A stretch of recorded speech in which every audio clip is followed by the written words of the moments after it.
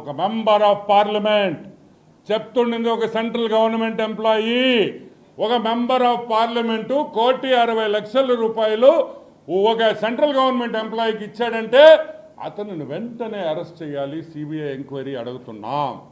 ఎందుకంటే it is a serious matter.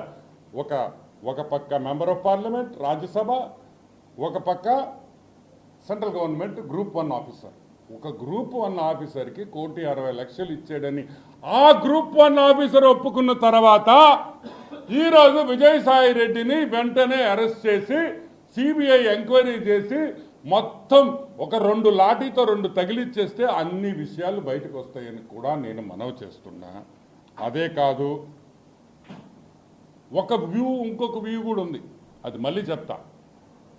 So ప్రెస్ని బెదిరించిన వెంకటకృష్ణ గారి కాడి నుంచి, రాధాకృష్ణ గారి కాడి నుంచి, బిఆర్ నాయుడు గారి కాడి నుంచి, వంశీ అయితే ఏమి, రామోజీరావు ఈనాడునైతే ఏమి బెదిరించిన వెంటనే బెయిల్ తొలగించాలని మేమందరం కోరుకుంటున్నాం. ఇంకొకటి కూడా, ఇటువంటి కేసులు చాలా ఉన్నాయి వైజాగ్లో. అమ్మా తల్లులారా, వాడేమైనా పాపిష్టి పనులు చేస్తుంటే బయటికి రండి, మేమందరం ఉండాం.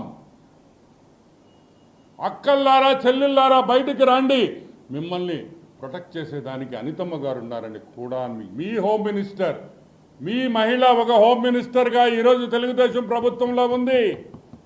ఆ అనిత గారు మిమ్మల్ని కాపాడొద్దని కూడా నేను మనవి చేస్తున్నా. దేనికి భయపడాల్సిన అవసరం లేదని.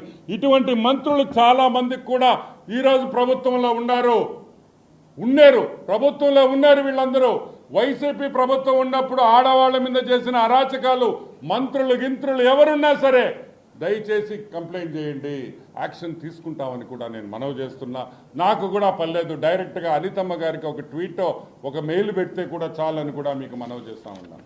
Yes, who is the father అనేది